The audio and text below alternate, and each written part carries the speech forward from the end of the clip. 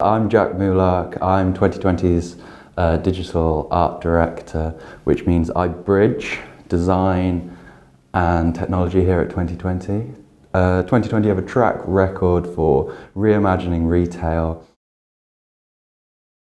There's definitely quite a lot of revolution and quite a lot of turbulence within the retail landscape. And I think that what would be the key to solving this turbulence and quelling this revolution would be context.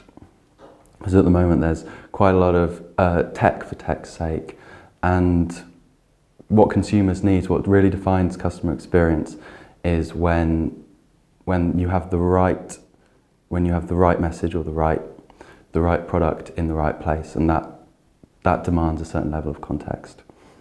So at 2020, we always define the customer needs for our client, and that's part of our journey we take them on into giving them the creative confidence to kind of act on their digital needs.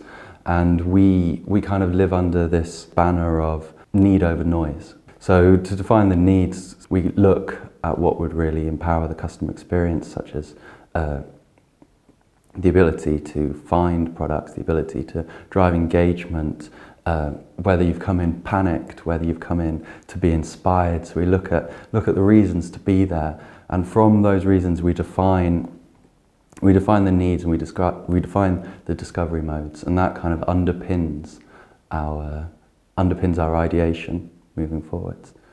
And it kind of adds a certain element of accountability to the creativity, which I think is very necessary.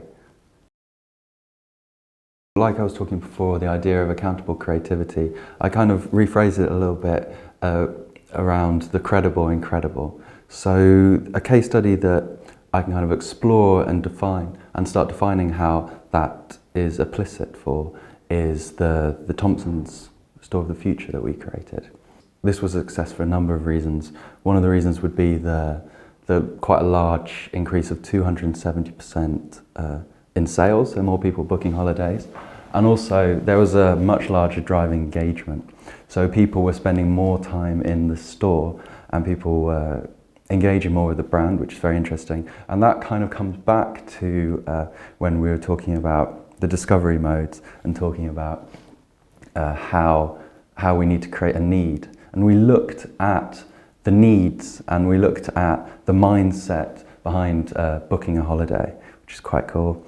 And from that, we explored the kind of the process, the selection, the way that you pick and choose and you discuss, and it's quite an enjoyable thing. But I think the crowning result from that creative concept was the staff retention. So the people that work in that store are quite often more happy colleagues, and here at 2020 we always look at ways that we can empower colleagues, and we think that colleague empowerment is going to be a massive step for retailers going forward as the high street adapts, and as people expect more from retail. Then this is going to be a really interesting area that we've had experience with from the Thompson's case study. We have a long-standing relationship with Nissan, and we're continuously trying to innovate for them and improve their customer experience.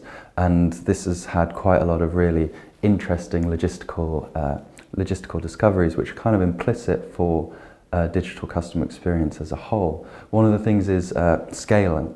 So scaling digital consumer experiences always comes as a challenge, because these beautiful little innovations that you see, all of this stuff that you read about and that you see on Kickstarter, scaling across a global context is always interesting. And we work with the likes of quite a lot of internal resources with Nissan and Mood Media to try and bring this into fruition.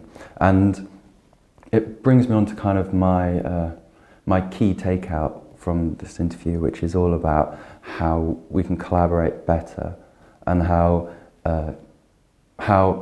this digital ecosystem that we're living in needs some kind of curation. Much like mobile is going to come into maturity, and we're going to see new ecosystems forming, new solutions and new ways to introduce digital into retail.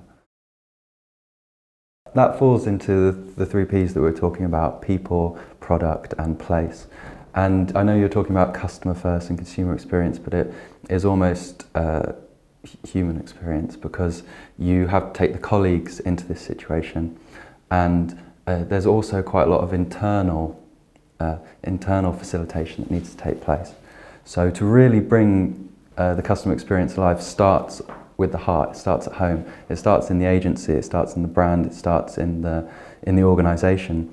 And I think that bringing that thinking into the day-to-day is the first step in creating a human-centric retail experience or brand experience.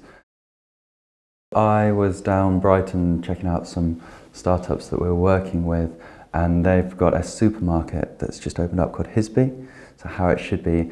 And some of the digital stuff they're doing is absolutely inspired, but it's kind of started with that human first purpose and that core belief, which we help clients find, but they've organically been born from. But they were doing receipts that said how much profit was going to the supermarket, how much profit was going to the staff, and then how much profit was going to the providers, which are all local providers. And I loved the use of data there to make the brand more transparent, which is really exciting. But this comes back to that idea of scale. They're a one-off supermarket in Brighton, so doing something that kind of on that level of innovation for, let's say, Sainsbury's or Lidl, you have to deal with existing legacy hardware. You have to deal with the eco-structure. You have to deal with the staff training, and all of these logistics is something that we come across every day and that we have experience with overcoming. But it's lovely when you see a small supermarket doing things that larger supermarkets aren't.